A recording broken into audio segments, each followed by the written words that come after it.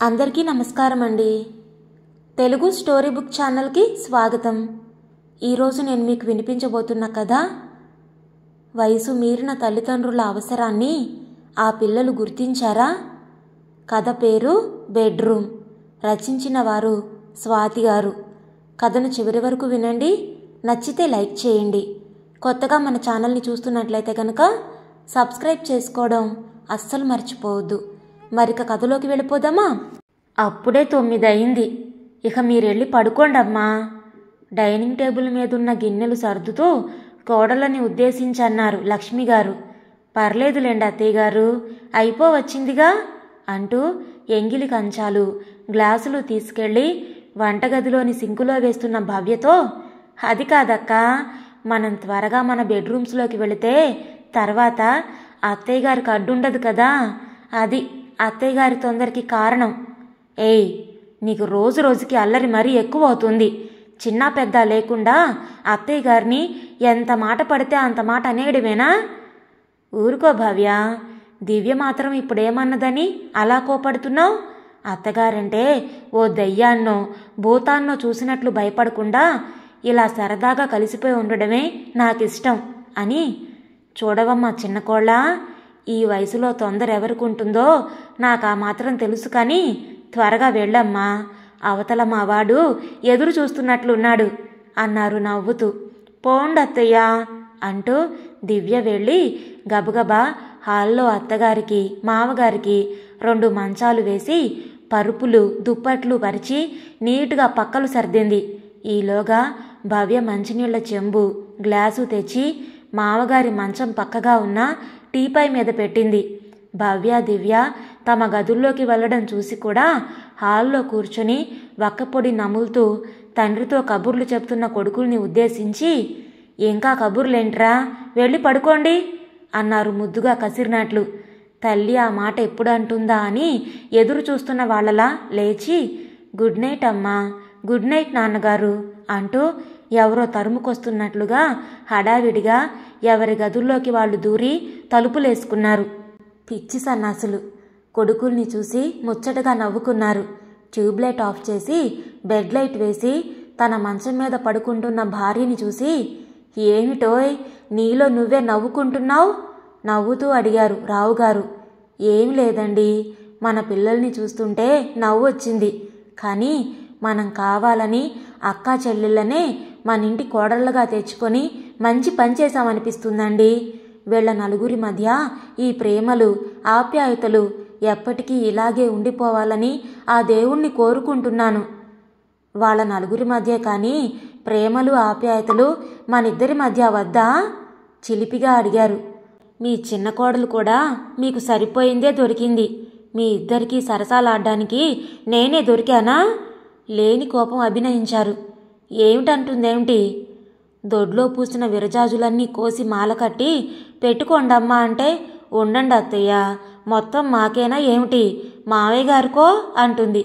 అదేమిటే, మీ మావయ్య గారు పూలు పెట్టుకుంటారా ఏంటి అంటే, అది కాదత్తయ్య, పెట్టుకునేది మీరే అయినా మావయ్య గారి కోసమేగా అని చిలిపిగా నవ్వుతుంది.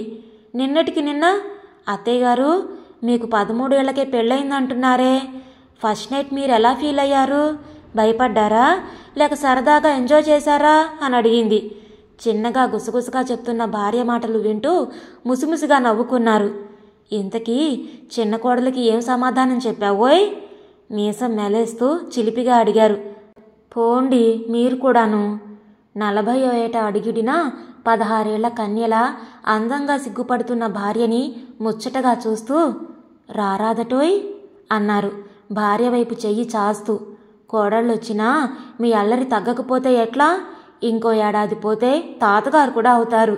ఇక మీ కోరికలకి కళ్ళాలు వేయాలి మరి. కోడళ్ళొచ్చి మనవాళ్ళు పుట్టినంత మాత్రాన ముసలాళ్ళమైపోతామటోయ్. ఇప్పుడు మన వయసు ఎంతని? నువ్వు 40లో పడితే నాకు మొన్ననేగా 45 వచ్చింది. అసలు 40 దాటాకే యవ్వనం తిరగబెడుతుందంటారు. ఇప్పుడేనోయ్ అసలు సరదాగా గడపాల్సింది. ఇలాంటి కబుర్లకే ఎన్నైనా చెప్తారులే. అవతల పిల్లలు చూశారంటే నవ్విపోతారు. వాళ్ళు లేస్తే కదే, వాళ్ళ లోకంలో వాళ్ళు ఉన్నారులే. ఇప్పుడు నువ్వు పిలిచినా రారు కానీ రావోయ్ కాస్త. వచ్చి అన్నాళ్ళయింది చెప్పు లాలనగా అన్నారు. భర్త మాటలకి కరిగిపోయారామె. నిజమే, పిల్లల పెళ్ళిళ్ళ హడావిడిలో పడి ఆయన అసలు పట్టించుకున్నదే లేదు అనుకుంటూ మెల్లగా భర్త మంచం మీదకి జరిగింది. పిల్లల పెళ్ళిళ్ళు చేసినా నాకు మాత్రం మన పెళ్ళి నిన్నో మొన్నో అయినట్లుంది లక్ష్మి. భార్య ముంగురులు సవరిస్తూ ప్రేమగా ఆమె కళ్ళల్లోకి చూస్తూ అన్నారు. పెళ్ళయి ఇన్నేళ్లైనా భర్తతో ఇంకా తొలినాటి అనురాగాన్నే చూస్తున్న లక్ష్మి తనెంత అదృష్టవంతురాలో అనుకుంటూ భర్త గుండెల్లో ఒదిగిపోయింది. సరిగ్గా 2 నెలల తర్వాత కలిసిన మొదటి కలయిక. తనువులు మనసులు దగ్గరయ్యేసరికి వారికి తెలియకుండానే వెచ్చటి కోరిక రగిలింది.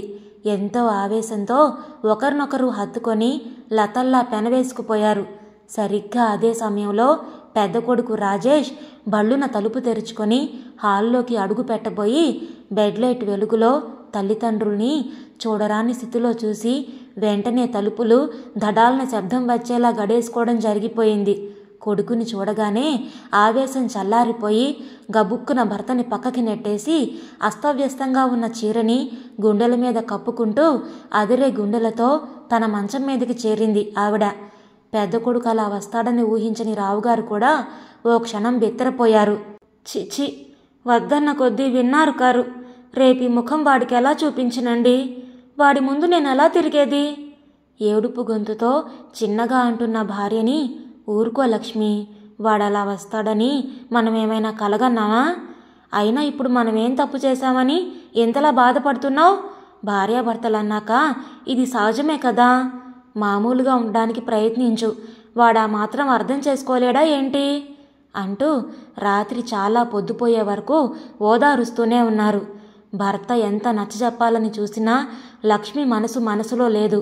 పెద్ద కొడుకు తన గురించి నీచంగా అనుకుంటాడేమో అనే ఊహతో ఏ తెల్లవారుజామునో నిద్రపోయింది. అందరికంటే ముందుగానే నిద్రలేచి తలారా స్నానం చేసి వంటగదిలోకి వెళ్ళింది. చిన్న కొడుకు సురేష్ ఎప్పట్లాగే నిద్రలేవగానే హాల్లో పేపర్ చదువుతున్న తండ్రికి గుడ్ మార్నింగ్ చెప్పి వంటగదిలోని తల్లి దగ్గరకొచ్చి, గుడ్ మార్నింగ్ అమ్మా, టిఫిన్ ఏంటి ఈరోజు అన్నాడు.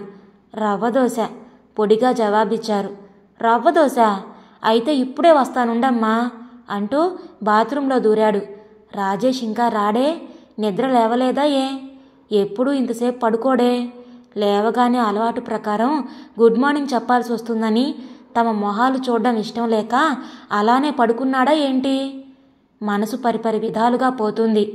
తన ఆలోచనల్లో ఉండి స్టవ్ వైపు తిరిగి దోశలు పోస్తూ రాజేష్ తన వెనక నుండే బాత్రూంలోకి వెళ్ళడం, స్నానం చేసి తిరిగి బెడ్రూంలోకి వెళ్ళడం గమనించలేదామె. దోశలు తీసుకెళ్లడానికి వచ్చిన భవ్యని చూసి, రాజేష్ లేచాడా అమ్మా అన్నారు. ఆ, స్నానం కూడా చేశారు. ఏదో పనుందట, త్వరగా టిఫిన్ చేసి బయటికెళ్లాలంటున్నారు అంటూ అత్తగారు వేస్తున్న దోశల్ని ప్లేట్లో సర్దుకుంది. నిజంగానే పనుందేమోనని మనసు సరిపెట్టుకోవాలని చూసినా ఎంత అర్జెంట్ అయితే మాత్రం తల్లిని తండ్రిని పలకరించే తీరిక కూడా లేదా అని ఏమోలో చిన్న బాధ. మళ్ళీ అంతలోనే పోన్లే సాయంత్రం వస్తాడుగా అని సరిపెట్టుకున్నారు. కానీ అది అడియాసే అయింది. రోజు ఆఫీసు నుండి రాగానే వంటగదిలో చేరి వేడివేడిగా తనేమైనా చేసి పెడుతూ ఉంటే తింటూ ఆఫీస్ కబుర్లు చెప్పి నవ్విస్తూ ఉండేవాడు. కాస్త ఆ రోజు రావడంతోనే బెడ్రూంలోకి వెళ్ళి, భవ్య టిఫిన్ పట్రా అన్నాడు. ఇలా 1 రోజు 2 రోజులు కాదు, వరుసగా 4 రోజులు గడిచాయి. వాడికి నన్ను చూస్తుంటేనే అసహ్యం వేస్తుందేమో అనుకుంటూ రాజేష్ ఉన్నంతసేపు కంటికి కనిపించకుండా ఏదో పనున్న దానిలాగా పెరట్లోనే గడపసాగారు. భర్తతో కూడా అంటీ ముట్టనట్లుగా ఉంటూ తన తొందరపాటుకి తనలోనే తిట్టుకుంటూ మనసులోనే కుమిలిపోసాగారు. 5వ రోజు రాత్రి కొడుకులిద్దరూ తమ గదుల్లోకి వెళ్లారని నిర్ధారించుకున్నాక నెమ్మదిగా పెరట్లో నుండి వచ్చి 4 రోజుల నుండి వరండాలో పడుకుంటున్న భర్త వైపు ఓసారి చూసి నెమ్మదిగా తలుపులు గడివేశారు. బెడ్ లైట్ వేసి ట్యూబ్లైట్ ఆఫ్ చేయబోతూ పెద్ద కోడలు చిన్నగానైనా కొంచెం ఆవేశంగా మాట్లాడడం వినిపించి ఆగిపోయారు. ఏమిటండి, ఏమిటసలు మీ ఉద్దేశం? మీ ప్రవర్తనతో అత్తయ్య గారిని మామయ్య గారిని ఎంత బాధ పెడుతున్నారో ఒక్కసారైనా ఆలోచించారా? అసలు వాళ్ళు చేసిన తప్పేంటండి? చచా, తలుచుకుంటేనే అసహ్యం వేస్తుంది. ఇంత వయసు వచ్చినా ఇంకా సిగ్గు లేకుండా. అది కొడుకులు కోడళ్ళు పక్క గదుల్లో కాపురం చేస్తుంటే వాళ్ళు సిగ్గు లేకుండా కొత్త దంపతుల్లా ప్రవర్తిస్తుంటే చిచి, తలుచుకుంటుంటే నాకే సిగ్గేస్తుంది. ఏమిటండి అంత సిగ్గుపడాల్సినంత తప్పుడు పని వాళ్ళేం చేశారు? నిన్న మొన్నటి వరకు వాళ్ళ దాంపత్య జీవితానికి తీపి గుర్తైన ఈ బెడ్రూమ్ని మనకివ్వడమా వాళ్ళు చేసిన తప్పు? వాళ్ళు ప్రేమగా దగ్గరుండి కట్టించుకున్న సొంత ఇంట్లోనే కొడుకుల సుఖం కోరి పరాయి వాళ్ళలా బయట పడుకుంటున్నారే, అదేనా వాళ్ళు చేసిన తప్పు? సిగ్గు లేకుండా కొత్త దంపతుల్లా ప్రవర్తిస్తున్నారంటున్నారే, దేనికి సిగ్గుపడాలండి వాళ్ళు? అగ్ని సాక్షిగా పెళ్లి చేసుకుని 25 ఏళ్ల నుండి కాపురం చేస్తున్న భార్యాభర్తలే కానీ పరాయి వాళ్ళు కాదుగా. అది కాదు భవ్య, ఇంత వయసు వచ్చినా ఇప్పుడు కూడా కోపంగా అంటూ భవ్య మాటలకి అడ్డు రాబోయాడు.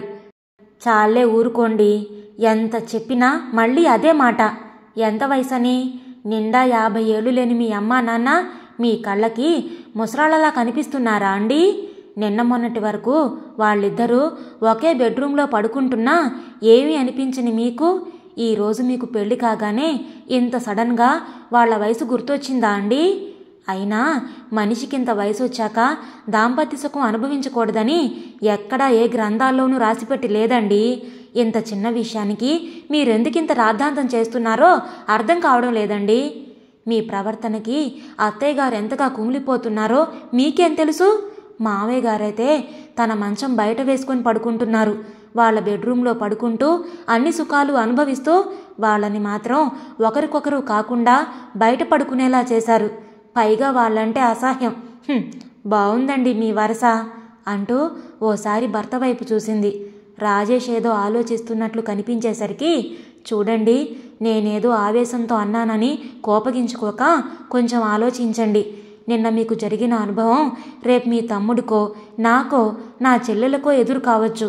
అలా జరగకుండా ఉండాలంటే ముందు మీ అమ్మగారికి నాన్నగారికి ఓ బెడ్రూమ్ ఏర్పాటు చేసే ప్రయత్నం చేయండి. లేదంటే చెప్పండి, నేను కూడా అత్తయ్య గారితో పాటే పడుకుంటాను. భార్య మాటలకి సిగ్గుపడిపోయాడు రాజేష్. నిజంగా నేను నీలాగా ఇంత దూరం ఆలోచించలేదు భవ్య. ఏదో ఆ రోజు బాత్రూంకి వెళ్లాల్సి వచ్చి తలుపు తీయగానే వాళ్ళ నా స్థితిలో చూసి నిజంగానే అసహ్యించుకున్నాను. నీ మాటలు విన్నాక తెలిసింది నేనెంత పిచ్చివాళ్ళ ప్రవర్తిస్తున్నానో అని.